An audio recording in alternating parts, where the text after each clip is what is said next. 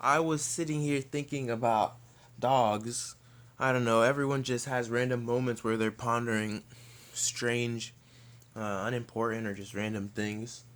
And I just thought of, like, how humans, we possess the ability to concentrate force and exert power in the best way we can leverage physics.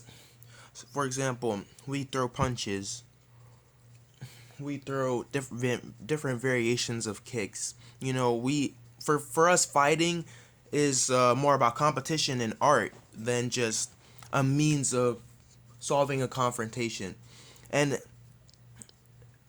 it's very rare that you see animals in the wild do the same thing. I just started thinking about some animals that could also fight, in the sense of they don't look at applying force as a measure of only hunting and attaining their food. They're actually tacticians. For example, a bear isn't like that. A bear will just pin down whatever and start eating it while it's alive. But that doesn't mean that bears aren't intelligent, because you're gonna see how bears are actually still an outlier. Orcas, for example, they can do what humans do. They've learned over all these years, all these hunts, how to best apply their force to take down huge opponents like humpback whales or other whales. But humpback whales are responding to that, and they can fight back. It's not like they're completely vulnerable, but the fact of the matter is, orcas aren't just merely going for whatever spot attacking, like a shark that just wants to take a little chunk out of some meat. Is it about the social dynamic that orcas have? I don't know. I think it's actually just about the way that they interact with the world. They're sentient like humans, in the sense that they're whimsical.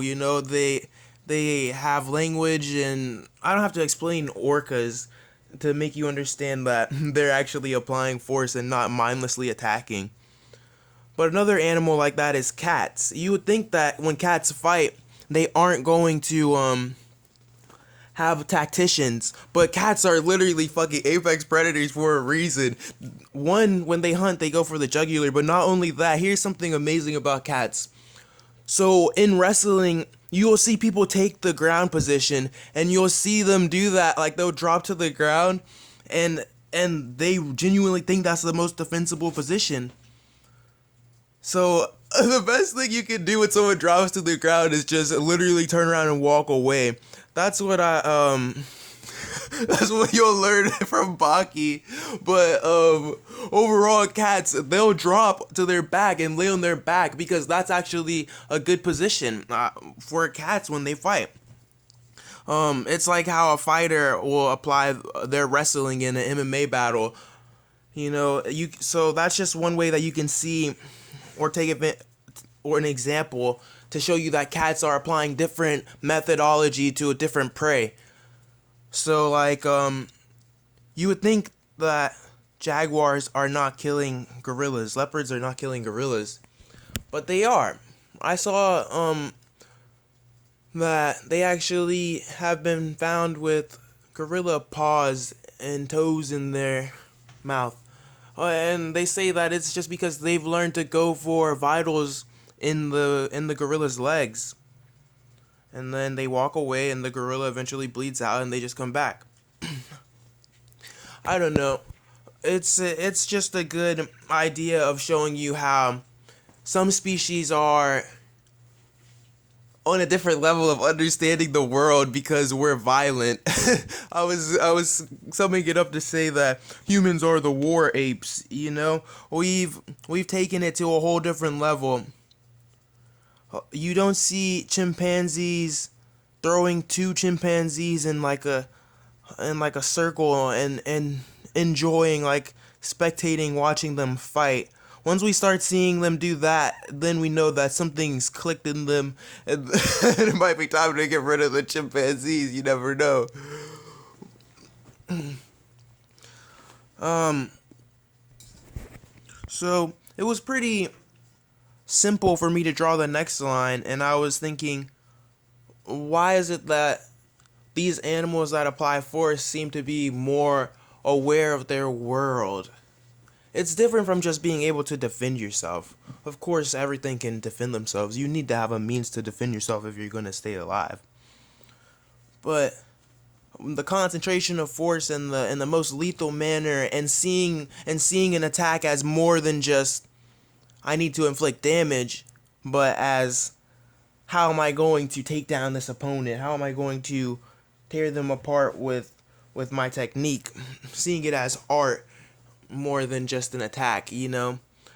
So I was thinking, oh, why is it that certain animals that apply their force in such a manner, why are they so much more inquisitive? Why do we have such a higher understanding of our surroundings in reality than it's almost like the herbivores or the ones that not all herbivores are mindless and like retarded, you know? Like sure you could say that about maybe a bunny, but then look at a rat. A rat isn't an herbivore, neither is really a bunny. It's strange our conceptions about uh herbivores and carnivores because there's so many times when they make exceptions and it's different than just saying, "Oh, it's an exception to the rule." No, it's really different than that because it's actually happening all the time and it's so strange. That's how zoology works though. We have these ideas and then over time maybe the animal changes what it's doing or it was just we misinterpreted what it was doing.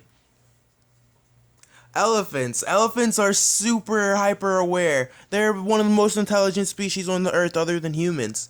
And they really don't well, male elephants fight all the time, but we don't see them as like tacticians of war or like as understanding what it's going to take to destroy something. I mean, no one really wants to watch while elephants are violent, you know? You're taught to like get away from a violent elephant. So it would I wonder how we could study them and see if those because they're herbivores, they're set in this idea of like the world isn't about herbivore versus carnivore. I understand that a lot of these big bovine and large mammals, they're territorial as fuck. So it's fighting is about more than just defending themselves from prey.